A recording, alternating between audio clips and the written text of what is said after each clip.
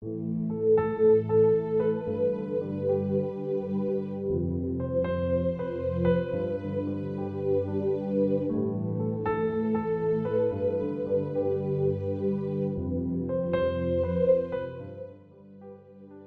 du 3 novembre, 1 million de greffes. Je suis vivant. Oracle du Seigneur l'Éternel, ce que je désire, ce n'est pas que le méchant meure, c'est qu'il change de conduite et qu'il vive. Revenez, revenez de vos mauvaises voies. Pourquoi devriez-vous mourir, maison d'Israël? Ézéchiel 33, verset 11. Le portail d'information ABC News a rapporté qu'en septembre 2022, les États-Unis ont réalisé leur millionième greffe d'organes. Cela a marqué une étape importante pour cette procédure médicale qui a sauvé des milliers de vies. La première transplantation d'organes a été réalisée en 1954 à Boston, lorsqu'une équipe dirigée par le docteur Joseph Murray a transplanté un rein de Ronald Eric à son frère jumeau, Richard. Cependant, peu de greffes ont été réalisées au cours des 30 premières années qui ont suivi la procédure, car la médecine n'avait pas compris comment gérer le rejet immunologique du nouvel organe par l'organisme. Mais au début des années 1980, avec les progrès des médicaments anti-rejet, les greffes ont explosé, avec plus de 41 000 greffes réalisées rien qu'en 2021. Malheureusement, rien qu'aux États-Unis, environ 5 000 personnes meurent chaque année en attendant de recevoir une greffe. Il est intéressant que plus de 2500 ans après la première greffe, la Bible fait référence au changement que Dieu veut opérer en nous dans des termes très similaires à ceux d'une transplantation cardiaque. Le Seigneur promet d'ôter ce cœur dur comme la pierre et de nous donner un cœur de chair. Ézéchiel 36, verset 26. Curieusement, le prophète Ézéchiel souligne alors que Dieu mettra son esprit en nous pour que nous accomplissions ses commandements. Ainsi, le cœur que Dieu veut mettre en nous est son propre cœur. Dieu veut reproduire en nous son caractère, une véritable greffe. Malheureusement, sous le plan spirituel, nombreux sont ceux qui meurent chaque jour, non pas à cause d'un cœur insuffisant, ni à cause d'une erreur dans le